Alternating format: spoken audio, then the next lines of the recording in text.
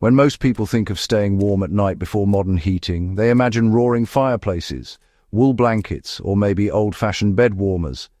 But what few realize is that in the mid-20th century, even in bitterly cold wars like Korea, soldiers and civilians alike were surviving sub-zero nights, using methods that seem deceptively simple today.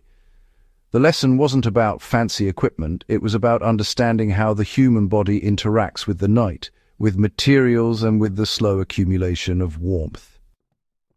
During the Korean War, temperatures in the north could drop to -30 degrees Celsius. Hypothermia was an invisible enemy, often claiming lives faster than bullets or shrapnel. Yet, soldiers who understood the overnight warmth rule, a principle almost every grandparent once lived by, had a survival advantage that modern sleepers often ignore. It's not just history, it's science, applied through centuries of trial and error. Our grandparents and ancestors approached sleep strategically. The bed wasn't just a flat surface, it was a microclimate. In Korea, troops learned quickly that a simple cot and a thin blanket could become lethal if not managed properly. In traditional homes across Europe and Asia, layering was king. Mats, straw, quilts, and even fur weren't just decoration. They were carefully arranged insulation that trapped body heat and minimized cold air exchange. A striking historical example comes from the front lines in 1951. United Nations troops, many unprepared for the winter, found themselves shivering through nights that approached freezing within their unheated barracks. Local civilians, however, survived comfortably on minimal fuel. Their secret? Multiple thin layers of bedding with air gaps between them, creating a thermal buffer. This is the core of the overnight warmth rule. Slow, sustained accumulation of heat held in place through careful layering and minimal disturbance. Modern physics might make this sound obvious, but, understanding why it works gives insight into both survival and history. Heat transfer happens primarily through conduction, convection, and radiation. A single, heavy blanket may feel warm at first, but it also compresses under body weight, reducing its insulating ability and allowing heat to escape. Multiple lighter layers, loosely arranged, trap air, which is a poor conductor, making them far more efficient at holding warmth. Soldiers in the Korean War, through bitter trial and error, discovered the importance of pre-warming. They would use hot water bottles or heated stones under the bedding before getting in. Civilians and even military veterans often followed the same principle. The warm layer first technique. Place a heated element in contact with the bed, allow heat to radiate through the layers, and then settle in. The bed becomes a heat reservoir, releasing warmth steadily through the night. Today, we often rely on central heating and a single heavy duvet, which can create a false sense of warmth. This method has a hidden flaw. It allows rapid heat loss when disturbed, especially if the air in the room is cold. The overnight warmth rule avoids this by designing a bed as a thermal buffer, not just a cozy spot.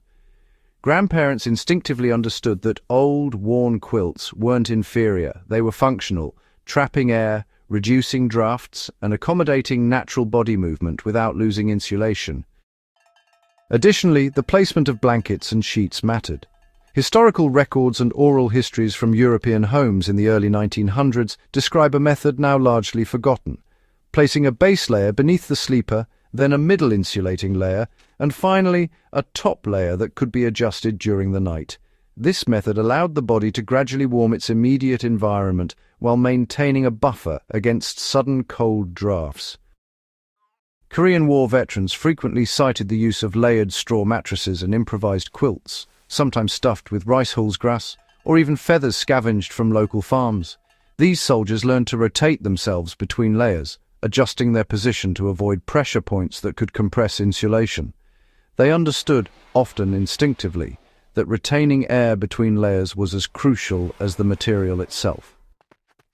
In one documented instance, a small contingent of soldiers, initially unprepared for the winter on the front lines, constructed an insulated sleeping platform using discarded crates, cloth, and even straw collected from abandoned barns. Their nightly temperature management, preheating bedding, layering loosely, and minimizing movement allowed them to survive nights that would otherwise have caused frostbite and severe hypothermia. This wasn't luxury, it was life or death. The principle remains relevant even if your living room isn't a frozen military barrack.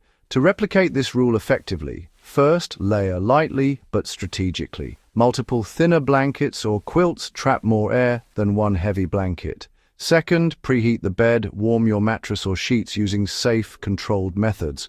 A hot water bottle, heating pad, or even brief sun exposure of bedding can help. Third, avoid compression. Don't flatten insulation beneath you and instead allow air pockets to do the work. Fourth, minimize drafts. Even small gaps allow heat to escape quickly. Old-style bed skirts, rolled towels, or fitted base layers help contain warmth. Finally, rotate and adjust during sleep. Small movements prevent cold spots and maintain even heat distribution. So when you tuck in tonight, remember this. The simplest solutions are often the most profound. The overnight warmth rule isn't just a trick. It's a testament to the ingenuity and resilience of the past. By understanding and applying it, you aren't just keeping warm. You're connecting to centuries of survival wisdom, refining what history already proved works. Sleep warm, stay sharp, and never underestimate the quiet power of ancestral knowledge.